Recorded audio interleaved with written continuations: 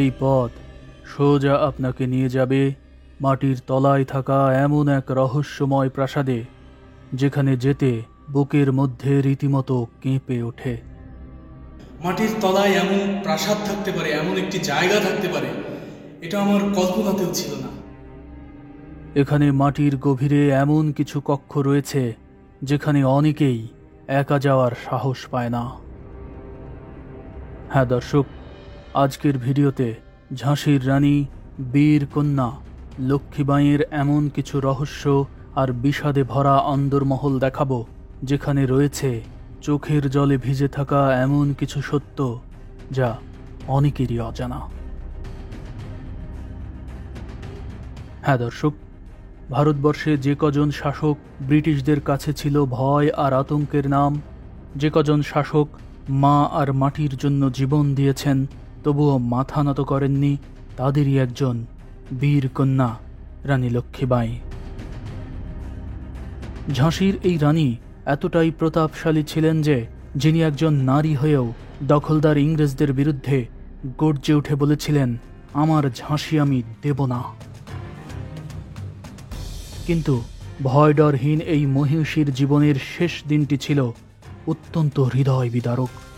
তার মৃত্যুর দিনে পুরো ঝাঁসি কেঁদেছিল আর রক্তে লাল হয়েছিল গোয়ালিয়রের মাটি। হ্যাঁ দর্শক, সব কিছু জানতে আমি গিয়েছিলাম গোয়ালিয়রের সেই প্রান্তরে যেখানে তার মৃত্যু হয়েছিল।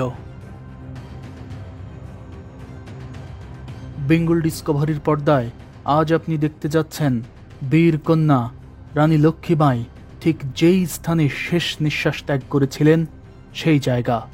একই সঙ্গে জানাবো মৃত্যুর ঠিক পূর্ব মুহূর্তে রানী লক্ষ্মীবাঈ জীবনের শেষ কথাটি ঠিক কি বলেছিলেন।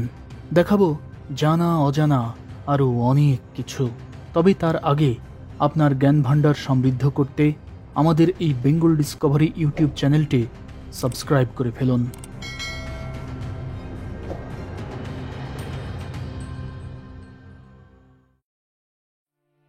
3 এপ্রিল 1858। মৃত্যুকে রীতিমতো হাতের মুঠোয় নিয়ে নিজের শিশুপুত্রকে পিঠের সাথে বেঁধে রানী লক্ষ্মীবাঈ তার এই কেল্লা থেকে ঝাঁপ দেন। কিন্তু এই ঘটনার আগে রানী লক্ষ্মীবাঈয়ের এই দুর্গে বিগত 5 বছর ধরে ঘটে চলে দুঃখ বেদনার নানা ঘটনা।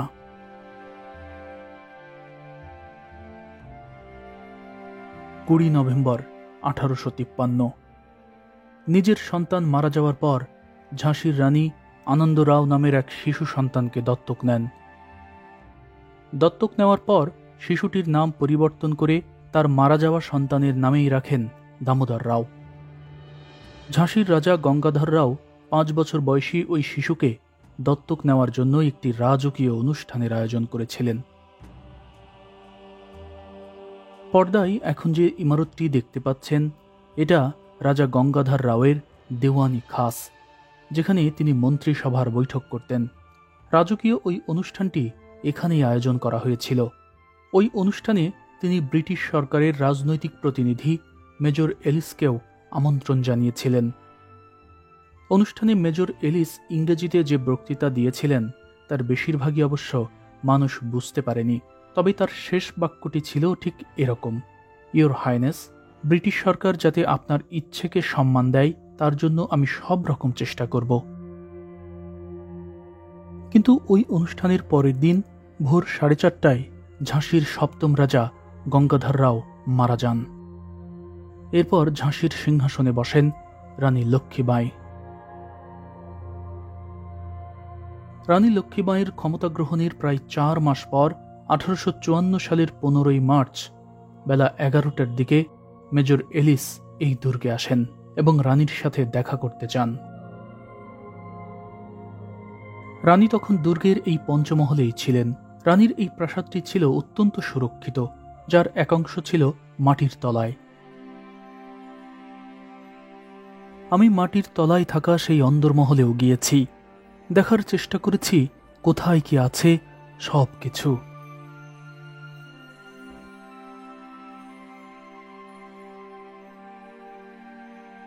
মাটির নিচের এই অন্ধকারাচ্ছন্ন কক্ষগুলো হাজারো ইতিহাসের সাক্ষী।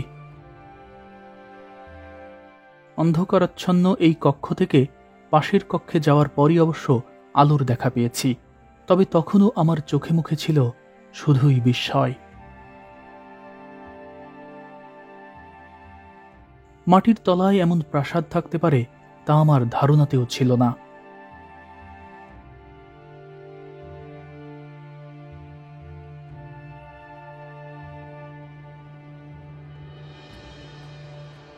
আসলে এই পঞ্চমহলটি মূলত 5 তলা বিশিষ্ট একটি প্রাসাদ, কিন্তু প্রাসাদটি এমনভাবে তৈরি করা হয়েছে যে এটি সামনে থেকে এবং এই পাশ থেকে দেখলেই শুধু মনে হবে যে এটি 5 তলা প্রাসাদ, আর অন্য পাশ থেকে দেখলে মনে হয় এটি যেন দোতলা কোনো ইমারত। আসলে প্রাসাদের এই অংশে মাটির তলায় রয়েছে 3 তলা, আর যেটুকু দেখা যাচ্ছে সেটা ওপরের দোতলা অংশ। আর মাটির তলায় বা মাটি ঘেঁষে যে অংশ তৈরি করা হয়েছে প্রাসাদটির সেই অংশই মূলত অন্ধকারাচ্ছন্ন, আর যে অংশ মাটি ঘেঁষে তৈরি করা হয়নি সেই পাশ দিয়েই প্রাসাদের অন্দরে সেই আমলের মতো আজও আলো প্রবেশ করছে। রানী লক্ষ্মীবাঈ ঝাঁসির সিংহাসনে বসার পর এই প্রাসাদ থেকেই রাজ্য পরিচালনা করতেন। প্রাসাদের অন্দরেই রয়েছে তার একটি সুবিশাল দরবার কক্ষ, যেখানে তিনি কোর্ট পরিচালনা করতেন। দর্শক, আমি এখন এই পঞ্চমহলের একেবারে দরবার কক্ষে অবস্থান করছি। এই দরবার কক্ষটি আগে এমন ছিল না, এটি পুরোটা একটা হল রুমের মতো ছিল। আমার পেছনে যে পিলারগুলো দেখতে পাচ্ছেন, অর্থাৎ মাঝখানের এই পিলারগুলো কিন্তু পরে লাগানো হয়েছে, অর্থাৎ ইংরেজরা যখন এটি দখল করে তখন কিন্তু ইংরেজরা এই পিলারগুলো জুড়ে দেয়। আগে এই মাঝখানের পিলারগুলো ছিল না, পুরোটাই হল রুম ছিল। আর এই হল রুমে কোর্ট পরিচালনা করতেন, অর্থাৎ বিচার সালিশ বা আদালত পরিচালনা করতেন রানী। আমার পেছনে ওই যে দূরে যে জায়গাটি দেখতে পাচ্ছেন সেখানেই রানী বসতেন এবং কোর্ট পরিচালনা করতেন। তবে এই প্রাসাদে আমি মাটির নিচে এমন কিছু কক্ষ দেখেছি যেখানে একা যাওয়ার সাহস হয়নি আমার। এরপরও আমি এখানে যতটা সম্ভব চারপাশটা ঘুরে দেখার চেষ্টা করেছি।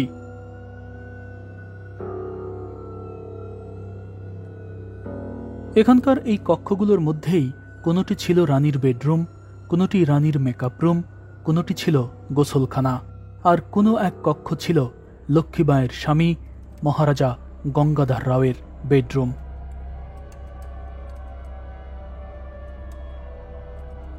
তবে এসব কক্ষগুলো কতটা জৌলুসে ঘেরা ছিল তা এখানকার এই রাজকীয় দরবার হলের দিকে তাকালেও আঁচ করা যায়। এই দরবার হলেই সেদিন মেজর এলিস রানীর সাথে দেখা করেছিলেন। রানী সেদিন এখানেই ডেকেছিলেন সেই ঐতিহাসিক বৈঠক। এ বিষয়ে ক্রিস্টোফার হিবার্ট তার বিখ্যাত দ্য গ্রেট ইন্ডিয়ান মিউটিনি 1857 বইতে লিখেছেন, মন্ত্রীদের উপস্থিতিতে ওই বৈঠক অনুষ্ঠিত হয়। বৈঠকে মেজর এলিস রানীর সামনে গিয়ে বলেন যে তিনি কলকাতা থেকে একটি বার্তা পেয়েছেন, আর বার্তাটি হল দখল সত্য বিলোপ নামের একটি আইন জারি করা হয়েছে। এর ফলে কোনো পালক পুত্র রাজ্যের উত্তরাধিকারী হতে পারবে না, অর্থাৎ রাজা গঙ্গাধর রাওয়ের দত্তক নেওয়া পুত্র দামোদর রাও ঝাঁসির উত্তরাধিকার হতে পারবে না। তাই ব্রিটিশ সরকার সিদ্ধান্ত নিয়েছে যে তারা ঝাঁসি অধিগ্রহণ করবে এবং এখন থেকে ঝাঁসির নাগরিকদের ব্রিটিশ সরকারকে কর দিতে হবে। মেজর এলিসের এসব কথা শুনে রানী লক্ষ্মীবাঈ ফুঁসে ওঠেন। তার সব কথা শোনার পর রানী লক্ষ্মীবাঈ গর্জে উঠে বলেন, আমার ঝাঁসি আমি দেব না। মেজর এলিস এ সময় রানীকে কিছুটা সান্ত্বনা দিয়ে বলেন, ইয়োর হাইনেস, আমি যথাসাধ্য চেষ্টা করব যাতে আপনাকে পর্যাপ্ত অর্থ দেওয়া হয় এবং এটাও নিশ্চিত করব যাতে ব্রিটিশ সরকার আপনার সঙ্গে ভালো আচরণ করে। এরপর রানী তার সমস্ত মন্ত্রী, আত্মীয় এবং সহকারীকে এই হলরুম থেকে বাইরে চলে যেতে বলেন এবং তিনি নিজে দরজা বন্ধ করে দেন। ব্রিটিশদের ঝাঁসি দখলের এই নীল নকশার খবর মুহূর্তেই ছড়িয়ে পড়ে চারপাশে। সন্ধ্যার মধ্যেই ঝাঁসির এই দুর্গে দলে দলে হাজার হাজার মানুষ জড়ো হতে শুরু করে। এখানে সেদিন এতই মানুষের উপস্থিতি হয়েছিল যে মানুষের এই ঢল থেকে খুব সহজেই বোঝা যাচ্ছিল যে ব্রিটিশদের ঝাঁসি দখলের খবর চারপাশে আগুনের মতো ছড়িয়ে পড়েছে। এ সময় রানী প্রজাদের উদ্দেশ্যে বলেন, তোমরা শান্তিতে ঘরে ফিরে যাও, এখনো সবকিছু শেষ হয়ে যায়নি। আমরা কঠিন সময়ের মধ্য দিয়ে যাচ্ছি, কিন্তু তোমাদের রানী একটা পথ ঠিকই খুঁজে বের করবে। দর্শক মণ্ডলী, ইংরেজদের রাজ্য দখলের ওই নীতি নতুন কিছু নয়। ডক্ট্রিন অফ ল্যাপস নামের ওই কালো নীতি তৈরি করা হয়েছিল ভারতবর্ষের রাজ্য আত্মসাৎ করার জন্য। এই নীতির আওতায় ফেলে ইংরেজরা পাঞ্জাব, সিকিম, আউধ এবং উদয়পুরও দখল করেছিল। এরপর রানী লক্ষ্মীবাঈ, তার বিশেষ উপদেষ্টা দেওয়ান নরন সেন, কাশ্মীর মল, কামান চালনায় পারদর্শী গোলাম গাউস খান এবং নিজের পিতা মরুপান্ত তাম্বেকে তার এই ঘরে ডেকে নেন এবং বলেন, আমি ব্রিটিশদের ঝাঁসি দখলের নীল নকশার বিরোধিতার সিদ্ধান্ত নিয়েছি। আমাদের সেনাবাহিনী আছে এবং ঝাঁসির মানুষ আমার সঙ্গে আছে। আমি তাদের নেতৃত্ব দেব। ব্রিটিশদের বিরুদ্ধে আমরা লড়াই করব।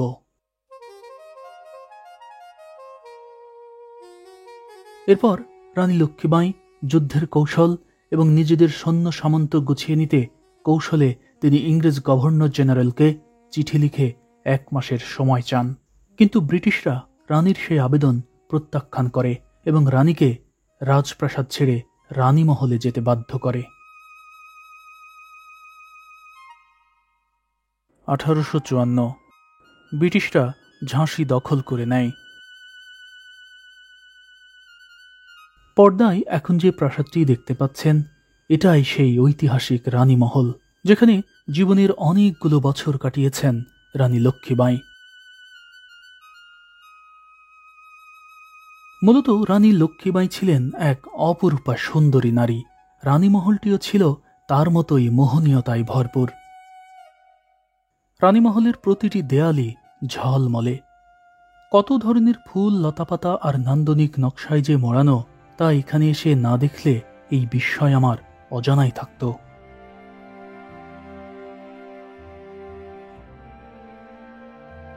এখানকার প্রতিটি দেয়ালে যে মোহনীয় নকশাগুলো রয়েছে, তার সবখানেই ব্যবহার করা হয়েছে ফলের রস দিয়ে তৈরি প্রাকৃতিক রং।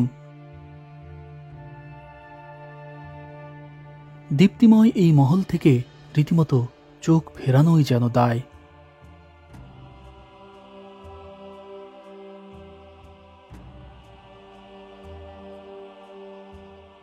ওদিকে রানী লক্ষ্মীবাঈর চিঠি ব্রিটিশরা প্রত্যাখ্যানের পর তিনি আইনি পদক্ষেপও নিতে চেয়েছিলেন। এরই অংশ হিসেবে রানী লক্ষ্মীবাঈ ওই সময়ের বিখ্যাত আইনজীবী জন ল্যাংয়ের সাথে পরামর্শ করেন।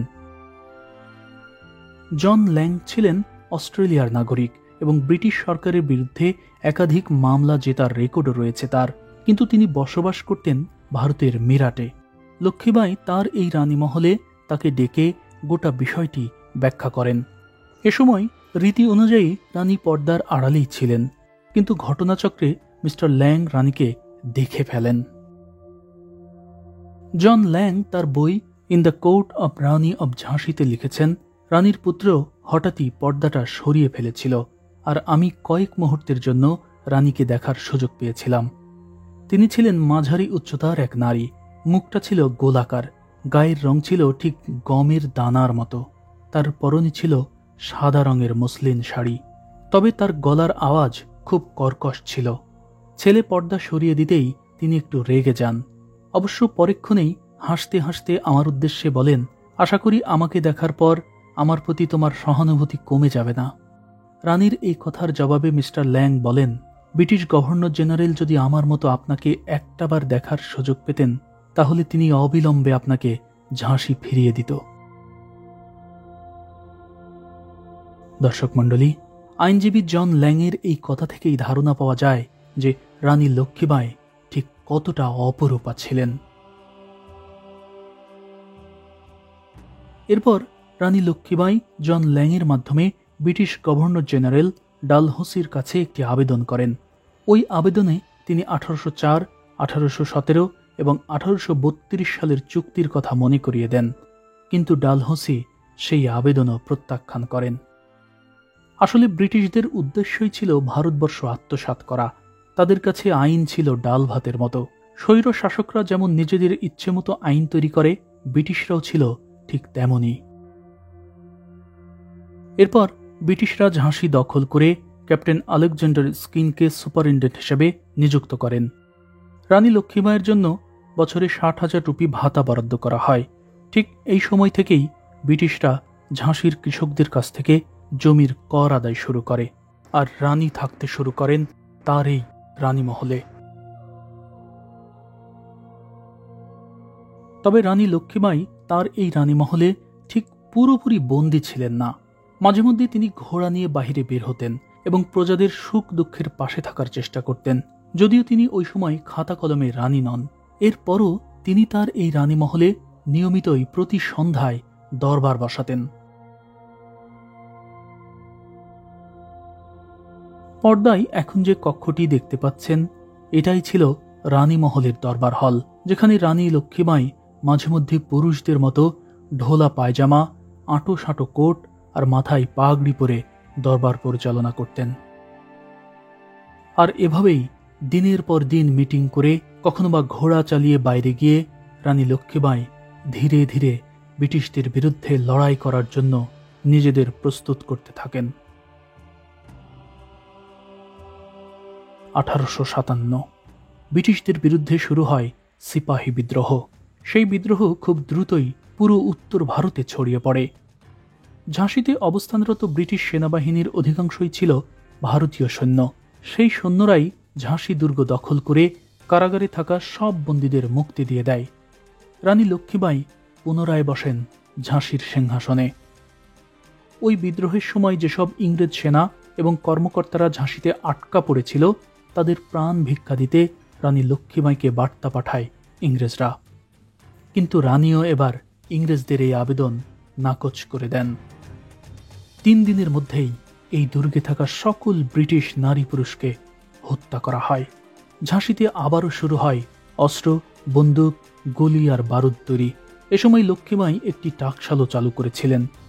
ঠিক এই সময় থেকেই রানী লক্ষ্মীবাঈ সৈন্যদের মতো পোশাক পরতে শুরু করেন।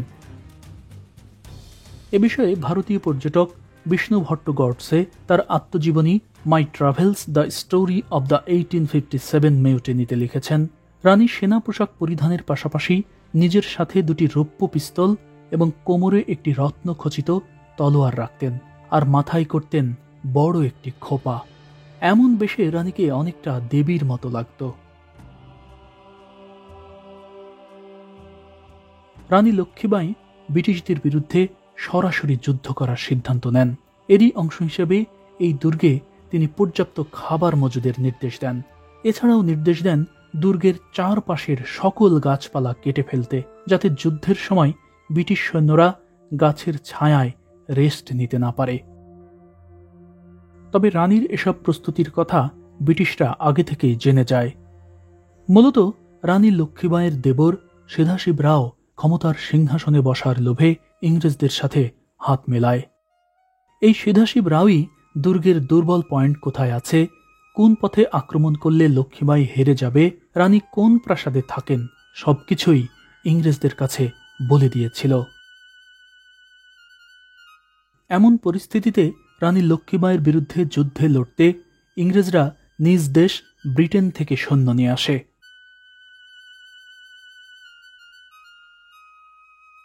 ইংরেজরা সিদ্ধান্ত নেয় রানীর এই দুর্গের প্রাচীরগুলো গুড়িয়ে দেওয়ার।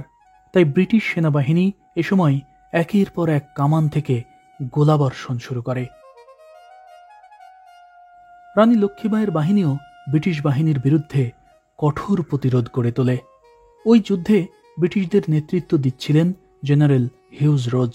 রানী লক্ষ্মীবাঈয়ের বাহিনীর প্রতিরোধ দেখে তিনি এতটাই বিস্মিত হয়েছিলেন যে তিনি তার ঊর্ধ্বতন কর্মকর্তাকে এক চিঠিতে বলেছিলেন, এখানে ওদের পক্ষে গোলন্দাজ দলের প্রধান গোলাম গাউস খান এমনভাবে কামান পরিচালনা করছে যার কৌশল আর আক্রমণের ধরন দুর্দান্ত।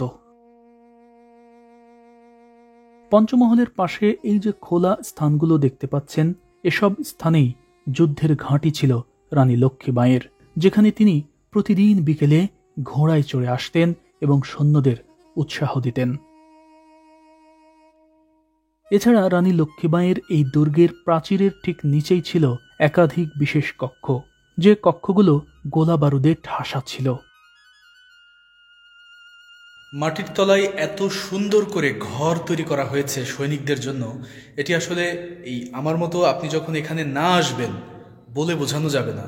এই ঘরটি কতটা নিশ্ছিদ্র নিরাপত্তা ব্যবস্থার জন্য তৈরি করা হয়েছে, এবং এই কারণেই তৈরি করা হয়েছে যাতে সৈনিকরা খুব স্বাচ্ছন্দ্যে এখানে থাকতে পারে, এবং সেই ব্যবস্থাও করা হয়েছে। অর্থাৎ সৈনিকদের যে অক্সিজেন প্রয়োজন, মাটির নিচে যেহেতু ঘর, অক্সিজেন প্রয়োজন, সেটা অক্সিজেন আসার জন্য, বাতাস আসার জন্য সে জায়গাগুলো রাখা হয়েছে।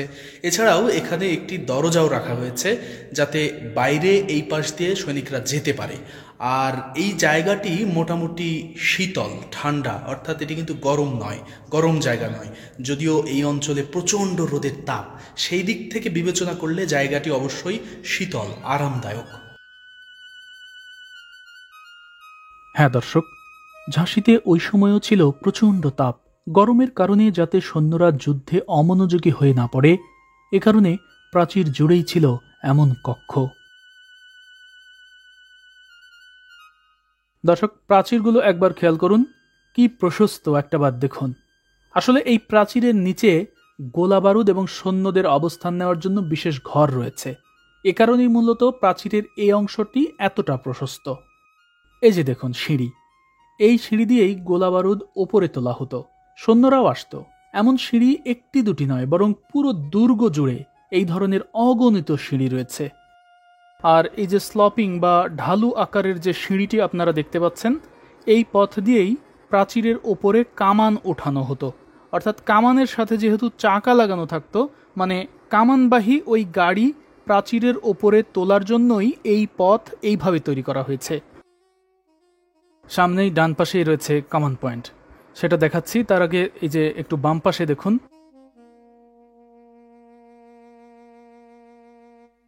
এখান থেকে দুর্গের বেশ বড় একটা অংশই দেখা যাচ্ছে। এই যে দেখুন, এটাই কামান পয়েন্ট। এখান থেকে বহুদূর পর্যন্ত দেখা যাচ্ছে, মানে শত্রু যত দূরেই থাক তাকে স্পষ্টভাবে ঘায়েল করা সম্ভব এই জায়গা থেকে।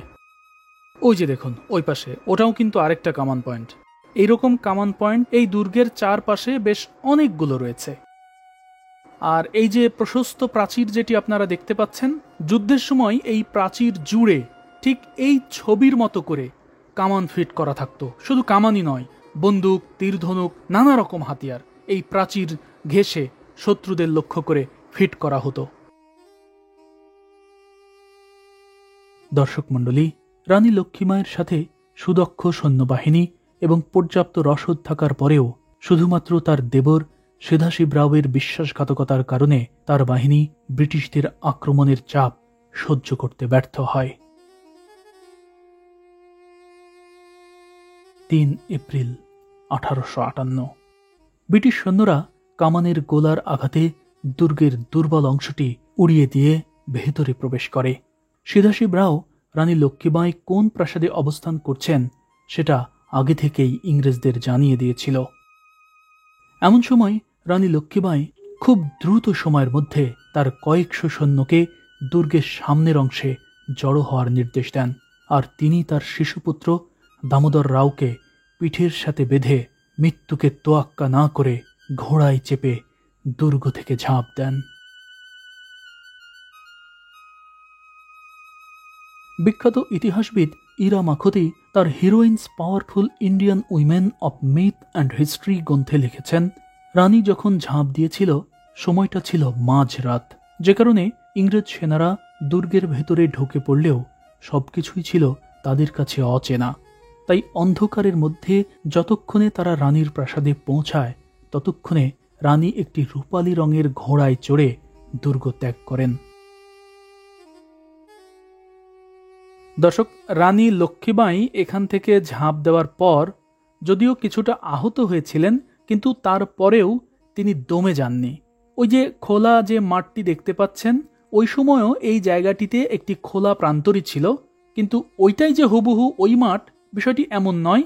এই পাশটা পুরোটাই খোলা ছিল, এবং ওই খোলা মাঠেই আগে থেকেই রানীর নির্দেশে কিছু সৈন্য জড়ো হয়েছিল। রানী এখান থেকে ঝাঁপ দিয়ে শুরুতেই তার ওই সৈন্যদলের কাছেই গিয়েছিলেন। রানী লক্ষ্মীবাঈ এরপর এখান থেকে শুরুতেই বুন্দেলখণ্ড এবং এরপর কালপি ঘুরে চলে যান গোয়ালিয়র। রানীর সঙ্গে এ সময় ছিলেন তার কয়েকশো সৈন্য এবং 1857 সালের সিপাহী বিদ্রোহের অন্যতম নেতা তাঁতিয়া তোপে। তবে গোয়ালিয়রের মহারাজা জয়াজি রাও সিন্ধিয়া ইংরেজদের সাথে হাত মেলায়, কিন্তু রানী লক্ষ্মীবাঈ এবং তাঁতিয়া তোপে গোয়ালিয়র পৌঁছালে মহারাজা জয়াজি রাওয়ের সৈন্যরা রানীর সাথে হাত মেলায় এবং রানীকে একটি মুক্তার মালা উপহার দেয়। ফলে খুব সহজেই রানীর সৈন্যদলের শক্তি বৃদ্ধি পায়।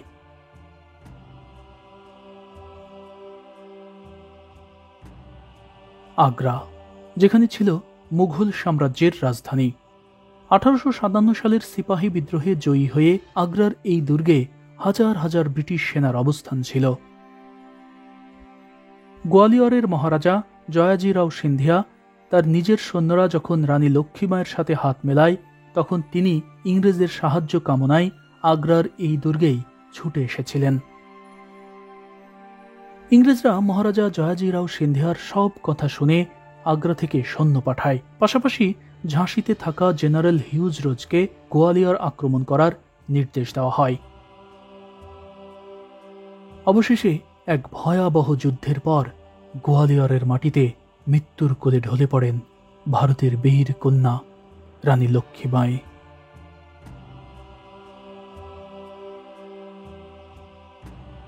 পর্দায় এখন যে জায়গাটি দেখতে পাচ্ছেন, এখানেই শেষ নিঃশ্বাস ত্যাগ করেছিলেন রানী লক্ষ্মীবাঈ।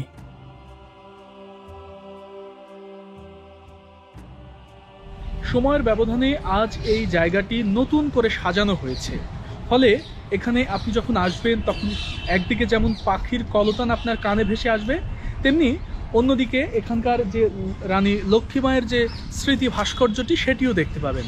কিন্তু আপনি যদি মনের কল্পনা শক্তি দিয়ে ওই সময়টা চিন্তা করেন, তাহলে নিশ্চয়ই অনুধাবন করতে পারবেন যে আজ থেকে ওই সময়টা, যেই দিন এইখানে রক্ত ঝরেছিল রানী লক্ষ্মীবাঈয়ের, সেই দিনটি এমন সবুজে ঢাকা প্রান্তর এটা ছিল না। চারিদিকেই ছিল শত্রুদের আনাগোনা এবং এই জায়গাটি ছিল একেবারেই থমথমে। হ্যাঁ দর্শক, এই জায়গাটি সহ আশপাশের এই পুরো এলাকাতেই সেদিন যুদ্ধের দামামা বেজেছিল। ইংরেজদের বিরুদ্ধে সংঘটিত ওই যুদ্ধে রানী লক্ষ্মীবাঈ সৈনিকের পোশাক পরে ঘোড়ায় চড়ে একের পর এক ইংরেজ সৈন্যদের আঘাত করছিল। কখনো গুলি করছিলেন, কখনো বা তলোয়ার দিয়ে ধড় থেকে আলাদা করছিলেন গর্দান। ঠিক সেই মুহূর্তেই এক ইংরেজ সেনা তার মাথায় আঘাত করে। সাথে সাথেই মাটিতে পড়ে যান রানী লক্ষ্মীবাঈ। তার ঘোড়ার গায়েও গুলি লাগে।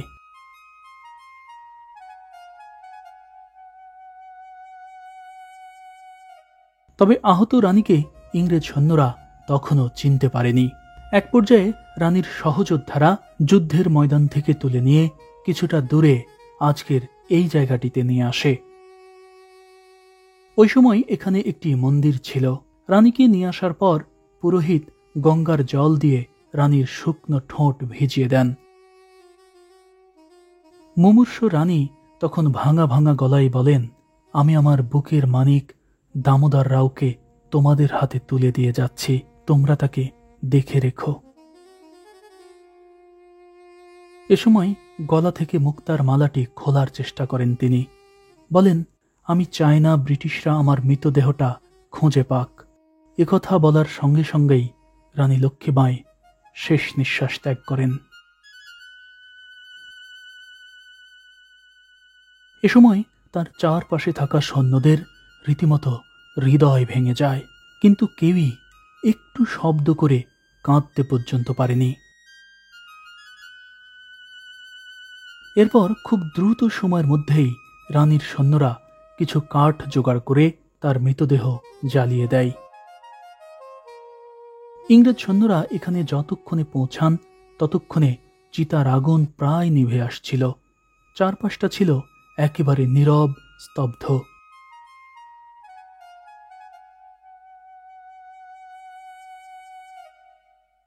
রানীর ছেলে দামোদর রাও অবশ্য বেঁচে ছিলেন। সে এক লম্বা কাহিনী। 1906 সালে তিনি মারা যান। আর রানীর দেবর বিশ্বাসঘাতক সিধাশিব রাওকে ইংরেজরাই 1870 সালে মৃত্যুদণ্ড দেয়। বীর কন্যা রানী লক্ষ্মীবাঈয়ের এই মৃত্যুর মধ্য দিয়ে ঝাঁসির সৈন্যরা তাদের দলের সব থেকে সাহসী যোদ্ধাকে হারায়, আর ভারতবর্ষ হারায় এমন এক মহীয়সীকে যিনি জীবন দিয়েছেন, তবুও দখলদার ইংরেজদের কাছে মাথা নত করেননি।